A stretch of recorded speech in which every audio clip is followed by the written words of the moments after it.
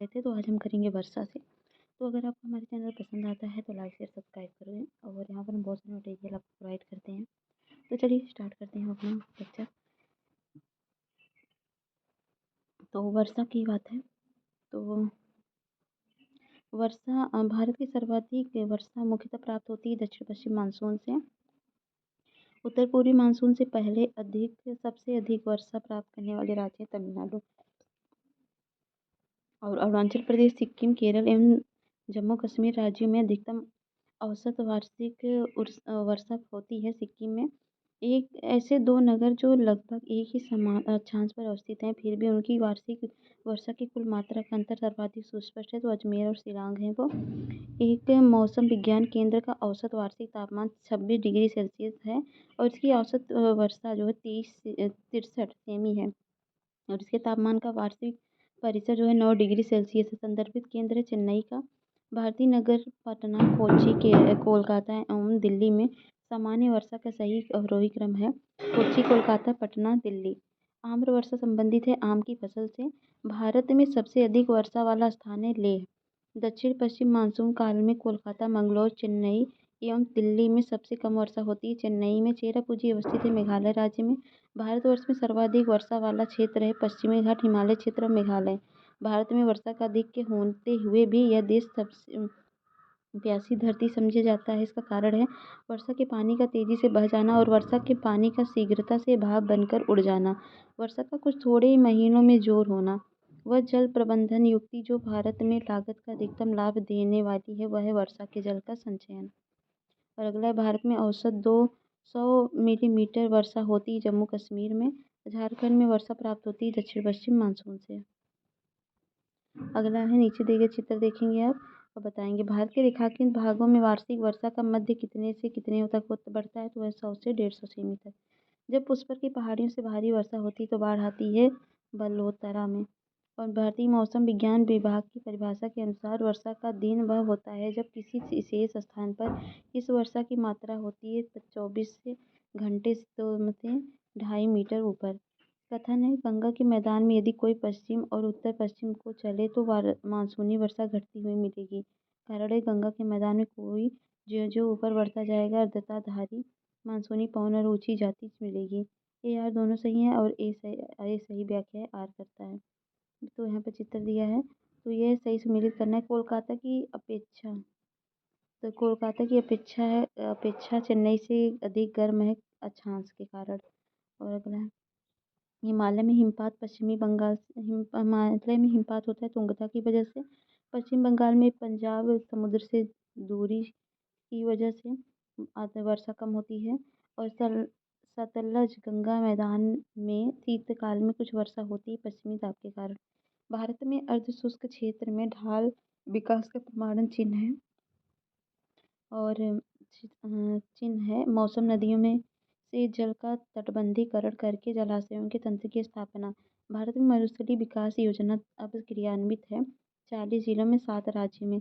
कथन कारण है भारत में अंतर्देशीय जल मार्गों का पर्याप्त विकास नहीं हुआ है। कारण है भारत के अधिकतर भागों में वर्षा के 4 महीने इसमें तो वर्षा के 4 महीने होती है। वर्षा मतलब 4 साल भर के 4 महीने में होती है।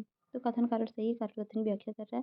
शीतकालीन वर्षा भारत के उत्तरी मैदान में शीत ऋतु में वर्षा होती है पश्चिमी विक्षोभ के कारण। भारत में शरदकालीन वर्षा के क्षेत्र हैं पंजाब, तमिलनाडु और तमिलनाडु में शरदकालीन वर्षा अधिकांश जिन कारणों से होती है उत्तर पूर्वी मानसून कारण होती है। भारत के उत्तरी मैदान में जाड़ों की कुछ वर्षा हो जाती है और कारण है जाड़े में उत्तर पूर्वी मानसून सक्रिय होता है। ए आर दोनों सही हैं, आर ए की सही व्याख्या नहीं करता। वह राज्य जिसमें जाड़े के मौसम में बारिश मिलती है वह है तमिलनाडु। कथन है प्रतिचक्रवाती स्थितियाँ शीत ऋतु में तब बनती हैं जब वायुमंडलीय दाब उच्च होता है और वायु दाब निम्न होता है।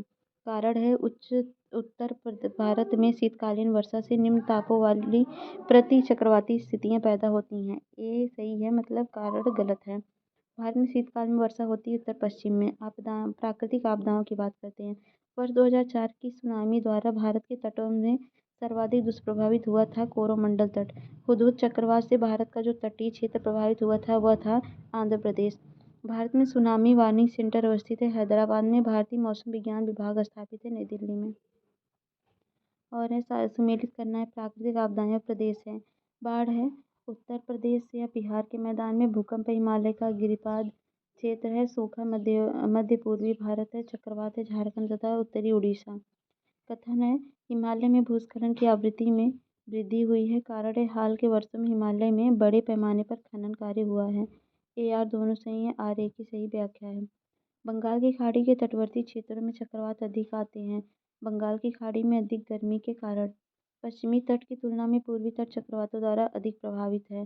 कारण है भारत का पूर्वी तट उत्तर पूर्वी व्यापारिक हवाओं की मेखला में पड़ता है। तो ए आर दोनों सही है, कारण कथन की व्याख्या नहीं करता है। लेकिन महाराष्ट्र के कोयना क्षेत्र के निकट भविष्य में अधिक भूकंप प्रभावित होने की संभावना है।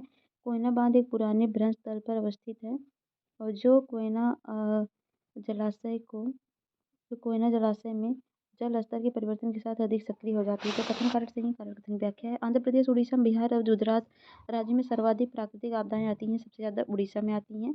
देश के पहले आपदा प्रबंधन प्रशिक्षण संस्थान की स्थापना जहाँ की जा रही है वह है लातूर महाराष्ट्र में। वह क्षेत्र उच्च तीव्रता की भूकंपीय मेखला में नहीं आता है। कौन सा? कर्नाटक पठार। भारत को जिन भूकंपीय जोखिम अंचलों से विभाजित किया गया है वह 4 जोन। तो भुज को रखा गया पश्चिमी जोन में, हैदराबाद को दूसरे में, श्रीनगर को पश्चिमी में और चेन्नई को दूसरे में। और पिछले 2 दशकों में उत्तर भारतीय मैदान में बाढ़ की बारंबारता बढ़ गई है। गाद के निक्षेपण के कारण नदियाँ घाटियों कमियों में कमी हो गई है इस कारण। तो कथन कारण सही, कारण कथन की व्याख्या भी कर रहा है। और भारत का सबसे अधिक बाढ़ग्रस्त राज्य बिहार है। उत्तर प्रदेश का सर्वाधिक बाढ़ प्रभावित क्षेत्र है पूर्वी क्षेत्र। मिट्टियों की बात करें काली मिट्टी की, तो वह मिट्टी जो बेसाल्ट लावा के उपक्षय के कारण निर्मित है। रेगूर मतलब काली मिट्टी है, काली मिट्टी को बोलते हैं। रेगूर मिट्टी का विस्तार सबसे अधिक महाराष्ट्र में है। और कथन है दक्षिण ट्रैप की रेगूर मिट्टी काली होती हैं, उनमें ह्यूमस प्रचुर मात्रा में होता है। तो कथन सही है, कारण गलत है। उनमें ह्यूमस प्रचुर मात्रा में नहीं होता है। काली मिट्टी कपास की खेती के लिए उपयुक्त है। उनमें जैव तत्व प्रचुर मात्रा में पाए जाते हैं। तो एक ए सही है, जैव तत्व प्रचुर मात्रा में पाए जाते हैं, गलत है। कपास की खेती के लिए सर्वाधिक उपयुक्त मिट्टी है रेगुर मिट्टी। काली मिट्टी कपास की कृषि के लिए उपयुक्त होती है और उनमें नाइट्रोजन तथा जैव पदार्थ प्रचुर मात्रा में पाए जाते हैं। तो दूसरा गलत है, पहला सही है। सतह कृषि भूमि कहा जाता है कपास की काली मिट्टी को। लावा मिट्टियाँ पाई जाती हैं मालवा पठार में। मालवा पठार की प्रमुख मिट्टी है काली मिट्टी। वह मृदा जिसे सिंचाई की कम आवश्यकता होती है क्योंकि वह नमी रोक कर रखती है, वो काली मिट्टी है। लैटराइट मिट्टी की बात करें तो भारत की लैटराइट मिट्टियों के बारे में सही कथन है वे साधारणतः लाल रंग की होती हैं। इनमें मिट्टियों में टैपियोका और काजू की अच्छी उपज होती है। कथन है पश्चिमी बंगाल की तुलना में आंध्र प्रदेश के शुद्ध रोपी क्षेत्र की उनके कुल क्षेत्रफल में प्रतिशतता कम है। अधिकांश आंध्र प्रदेश की मिट्टी मरखरला प्रकार की है। तो कथन सही है, कारण गलत है। लेटराइट की मिट्टी मिलती है महाराष्ट्र में। लेटराइट मिट्टियों का प्राधान्य है मालाबार तटीय प्रदेश। लेटराइट मिट्टियों के लिए सही कथन है उनमें चूना प्रचुर मात्रा में नहीं पाया जाता है। वह मृदा प्रारूप जो लोहे का अतिरेक होने के कारण अनुर्वर हो जाती है वह लैटराइट मिट्टी। अब है दोमट मिट्टी या जलोढ़ मिट्टी। भारत में सबसे अधिक उपजाऊ मिट्टी है जलोढ़ मृदा। और भारत में सबसे अधिक बड़ा मिट्टी वर्ग है कछारी मिट्टी का। गंगा के मैदान की पुरानी कछारी मिट्टी कहलाती है बांगर। और वह मृदा जिसमें जलधारण क्षमता सबसे कम होती है वह है बलुई दोमट मृदा। और दोमती मिट्टी मिलते हैं मिट्टी के सभी प्रकार के कण। और मिट्टी विविध में करेंगे। पश्चिम राजस्थान की मिट्टियों में सर्वाधिक मात्रा है कैल्शियम की। आलू, सोरधन, सूरजमुखी तथा मटर फसलों में वह फसल जो मृदा को नाइट्रोजन से भरपूर कर देती है वह मटर। भूमि की उर्वरता बढ़ाने के लिए जो फसल उगाई जाती है वह उड़द।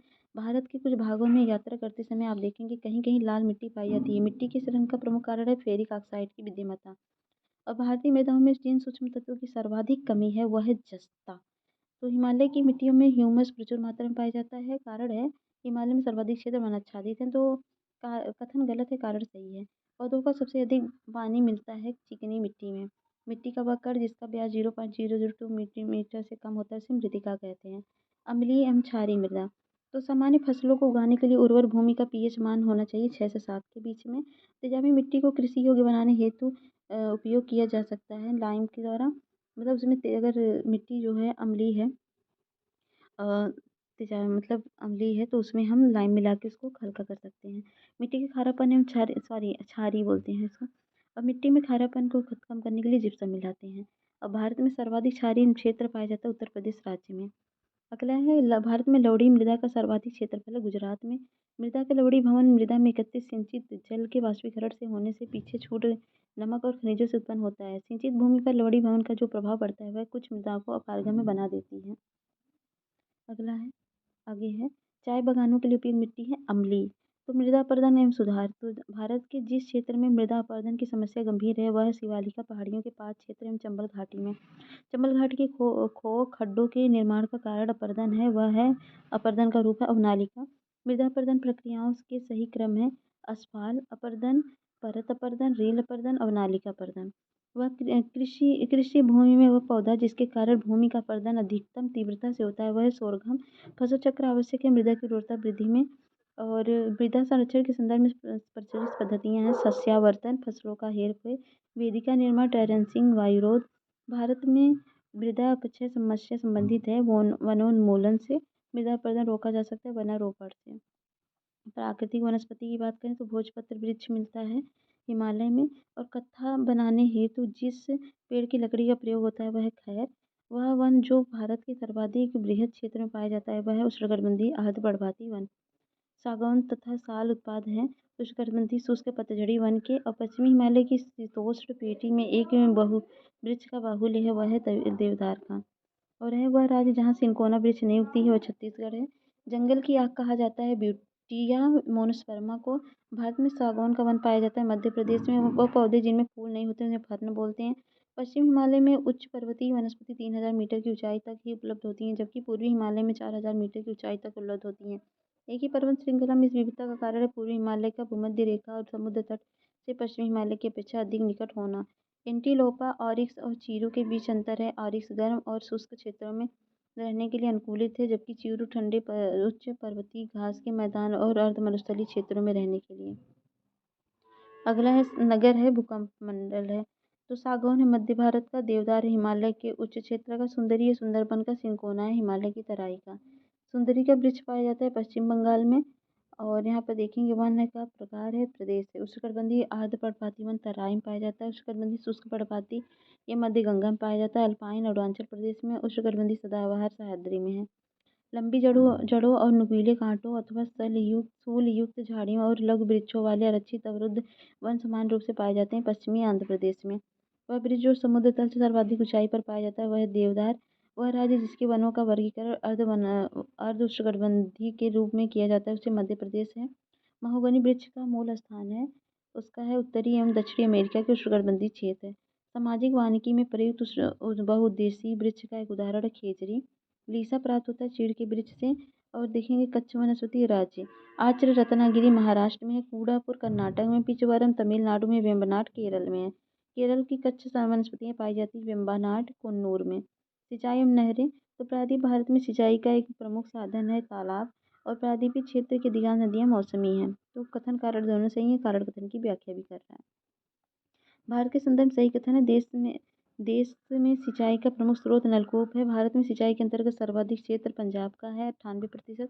शुद्ध सिंचाई की पद्धति के संदर्भ में कथन सही है। मृदा में उर्वरक पोषक तत्वों की हानि कम की जा सकती है। इसमें कुछ कृषि क्षेत्रों में भौम जल स्तर को कम करने होने से रोका जा सकता है।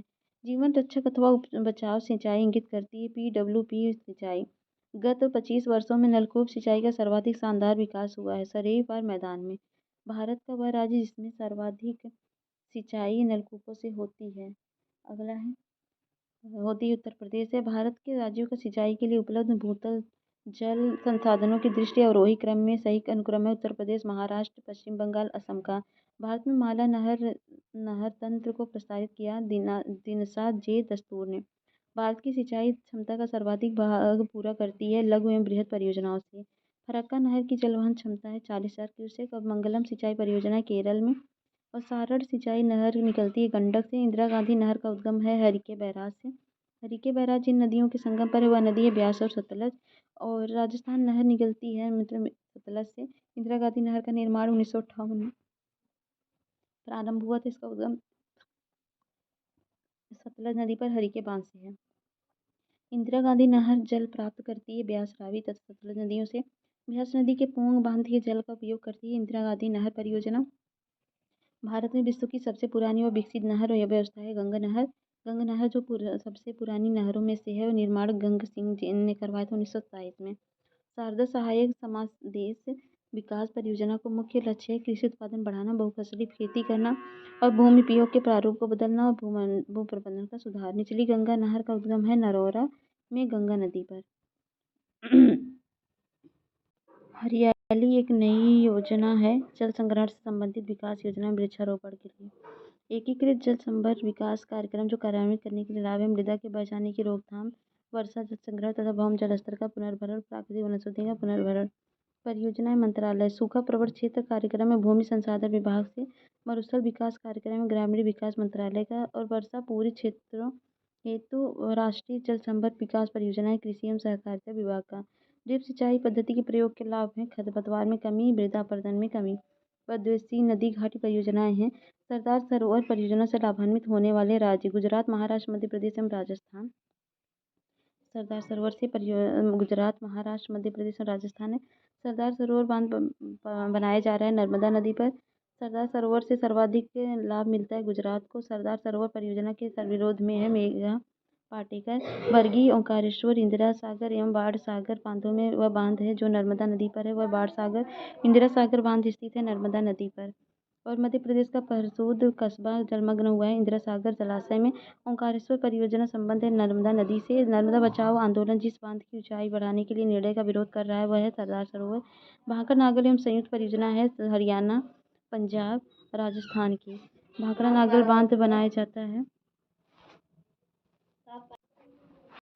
अगला है भारत का सबसे पुराना जल शक्ति उत्पादन केंद्र है शिव समुद्रम।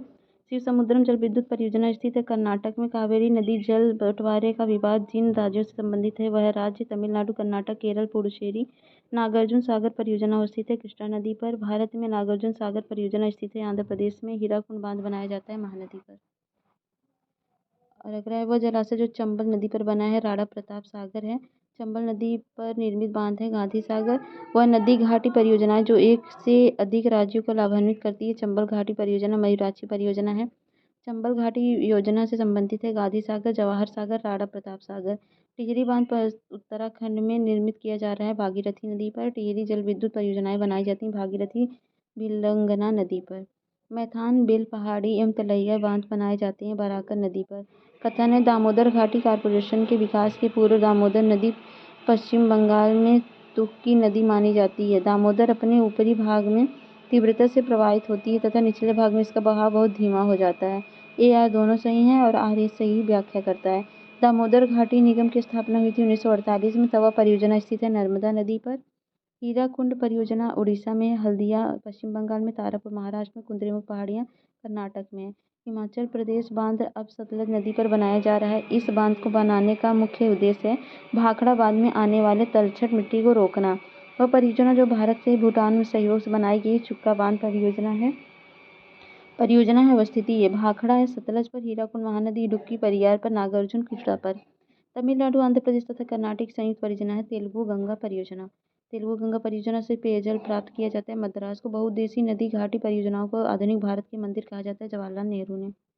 अगला है सम्मिलित करना है नदियां हैं बांध है कावेरी है मेट्टूर पर, कृष्णा है अलमट्टी पर, नर्मदा है सरदार सरोवर पर, चंबल है गांधी सागर पर, बेतवा है माता टीला पर, ताप्ती है काकरा पार पर। अलमट्टी बांध स्थित है कृष्णा नदी पर। और सूची 1 है, सूची 2 है। मेट्टूर तमिलनाडु में है, मयूराक्षी पश्चिम बंगाल में है, नागार्जुन सागर आंध्र प्रदेश में, हीराकुंड उड़ीसा में है। बहुउद्देशीय परियोजना है इडुक्की परियार, माता टीला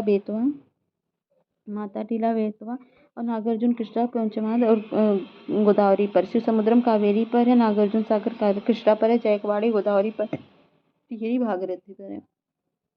कलपोंग जल विद्युत परियोजना स्थित है अंडमान और निकोबार द्वीप समूह में। भारत में सबसे पुराना जल विद्युत स्टेशन है सिद्राबाग में। भारत में प्रथम जल विद्युत संयंत्र की स्थापना की गई थी दार्जिलिंग में। अब फरक्का है पश्चिम बंगाल में, घाट प्रवाह कर्नाटक में, हीराकुंड उड़ीसा में, काकरापार गुजरात में है।